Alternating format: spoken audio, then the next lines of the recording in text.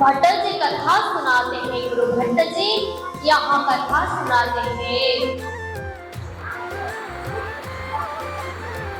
तो इस प्रकार अब यहाँ भट्ट जी के साथ में श्रवण करने के लिए उन्होंने तय की कि मैं भी उनके साथ रहकर भागवत की श्रवण करूं।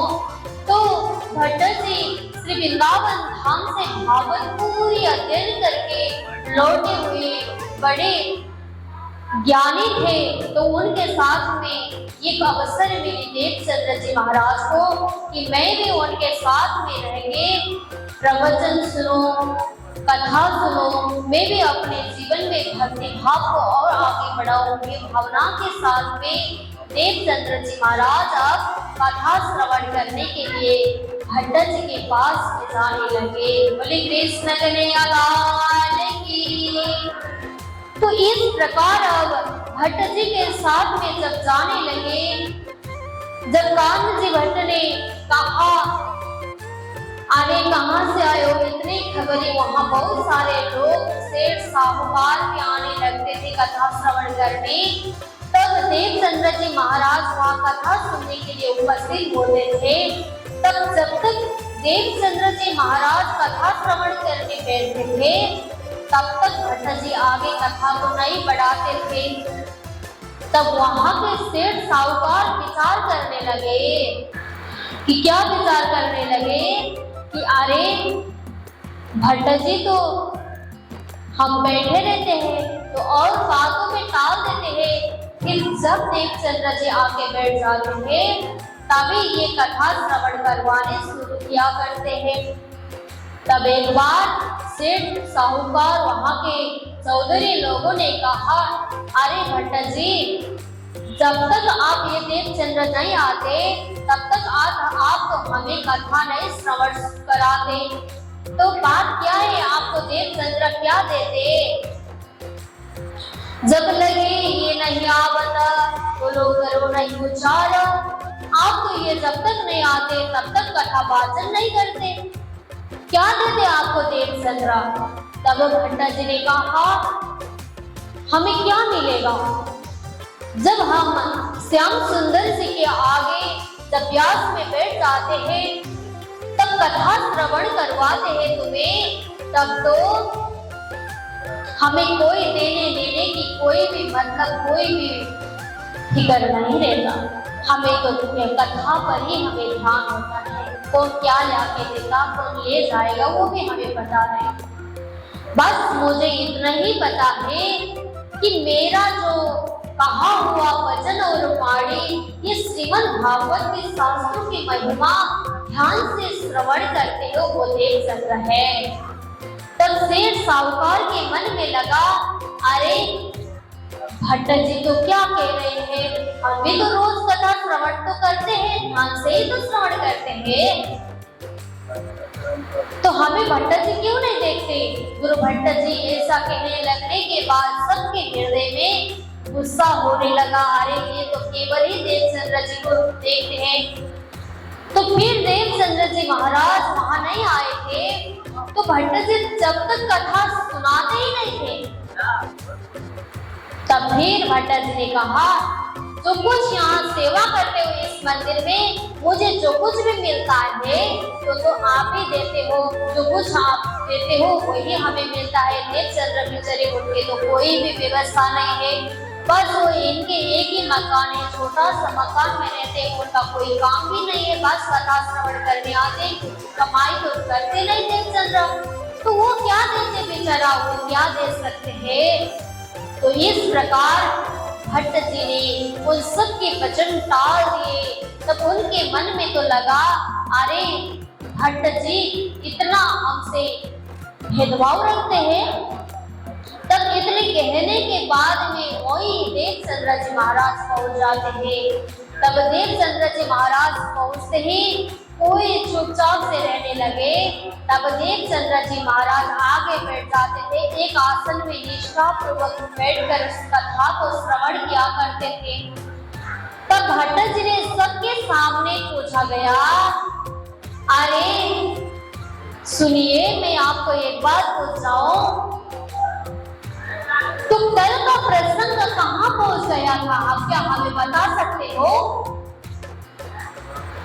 तो सब एक दूसरे की चेहरा देखने लगे, बोले कृष्ण कन्हैया लाल की, धाम के भले की। जब एक दूसरे के चेहरा देखने लगे तब देवचंद्र जी महाराज किसी की चेहरा देखे बिना स्कंद पूरी भट्ट जी के साथ में वाचन किए कि गुरु जी आपने यहाँ पहुंच गए, कल का प्रसंग यहाँ तक था। तो सबके अंदर जलन होने लगा। अगर कोई किसी ने निंदा कर रहे तो उन्होंने आगे बढ़ जाते तो कितना गुस्सा आता होगा ना। तो इसी प्रकार सेठ साहूकार के दिल में भी इतना गुस्सा आया कि चित्र को ढूंढते रहे बाहर दृष्टि अहंकार, मार्ग को पावे नहीं रहे रबद को दयारा। अरे ये तो हमें नीचा बना रहे हैं गुरु जी के आगे।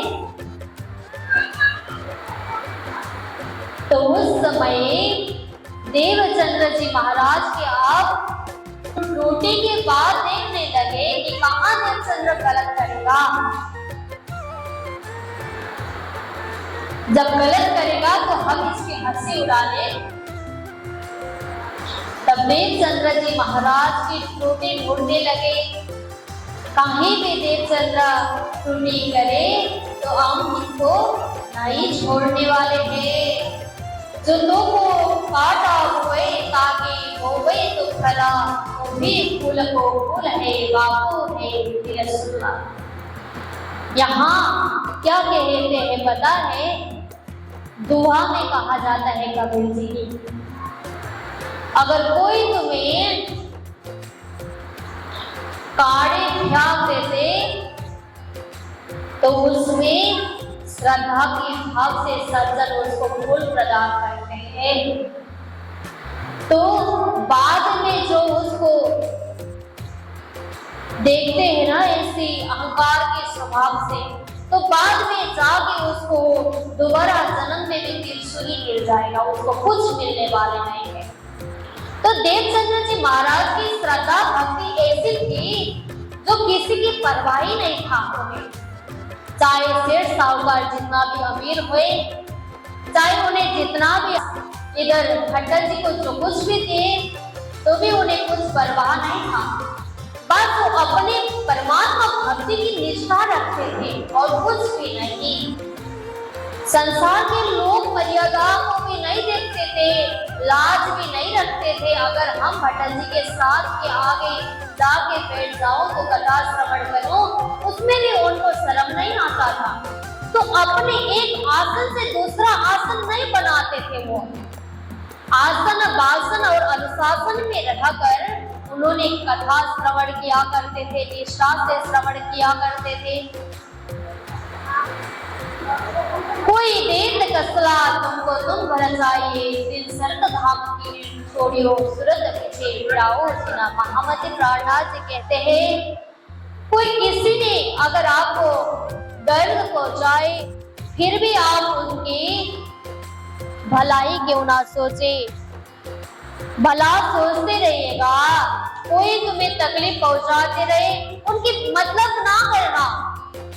जो कुछ भी हो जाए, जो कुछ भी रहे, उनकी कोई परवाह नहीं रखना।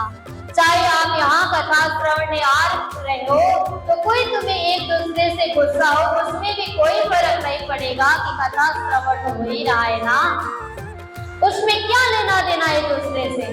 भट्टर जी कथा श्रवण करवा रहे हैं तो प्रेम से कथा श्रवण करने की बात थी, पर देवचंद्र जी महाराज की निष्ठा को श्रद्धा करके भट्टर जी उन्हें अच्छे से कथा श्रवण करवाते थे सबको। जब भट्टर जी कथा श्रवण कराते थे तब उससे पहले देवचंद्र जी महाराज को लगता था